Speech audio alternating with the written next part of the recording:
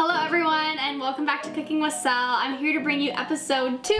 We're doing a new recipe today, but first before I start, I just wanted to say thank you for everyone who messaged me, liked, commented, subscribed to my channel from my first episode last week. I really appreciate the positive response I got on it, and today we are going to make chia seed jam.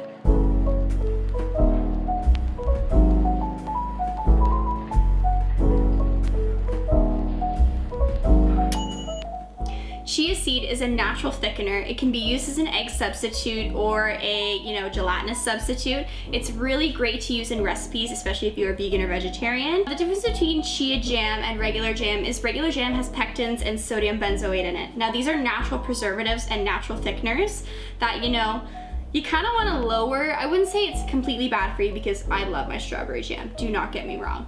But if you can find a good substitute, also really good as well. So the ingredients you're gonna need today for this recipe is 2 cups of frozen mango. Regular mango is also fine. You can also swap this out for other frozen fruit if mango is not for you.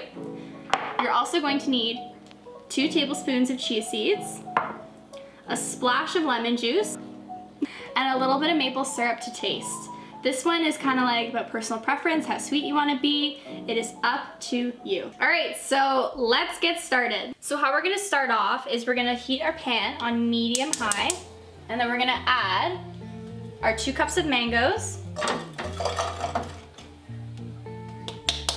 And we're just gonna wait for them to soften up and release some liquid. I'm very excited. So while I'm making this, just some ways you can probably use this mango chia jam is on top of like some smoothie bowls, on top of granola, oatmeal would be really good. You can even make little jam-filled cookies. I've seen a lot of people do that as well, or just, the regular spread on toast. It's very versatile. You can kind of see some of the mango breaking down now. The reason why we want liquid is because chia absorbs the liquid and expands. So without the liquid, we can't have, the gelatinous texture that we need. So what I also have is I have this little fancy masher from the Pampered Chef. You can also just use a spoon, a fork, whatever is easier for you. And I'm just using it to break down the soft mango so it kind of cuts it up into smaller chunks. Okay, now I kind of have a little bit of a mushy texture. I'm gonna add some of my lemon juice, just a splash or a tablespoon if you want to measure it. Don't want it too sour. And about 1 to 2 tablespoons of maple syrup.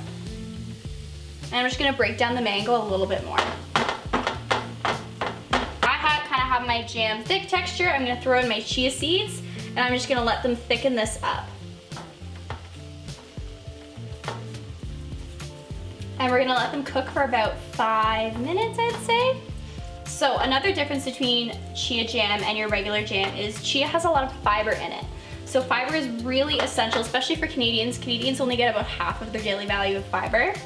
So I think about 100 grams of chia has pretty much your daily dose. Also some really great plant-based protein and plant-based omega-3s.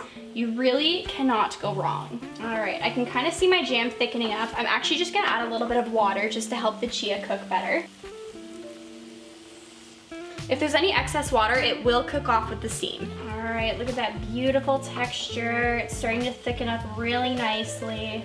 I'm just gonna turn it down to about medium-low heat just while it's simmering. What I think really makes this a lot easier is that I used a non-stick pan. If you have one of those available to you, highly recommend using that. Otherwise, the fruit might burn or stick to the pan. You also want to constantly stir it so the fruit doesn't sit in one place, because again, you could burn it. All right, I'm just gonna test it to see if it needs any more, lemon juice, any more sweetness. That is really good. Wow.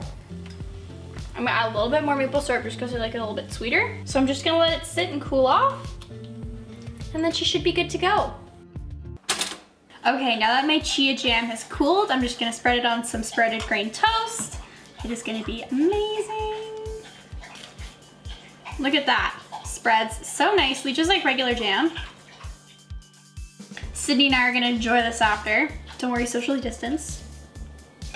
And there you go, some mango chia jam. I love it. Should I take a taste? Oh yeah.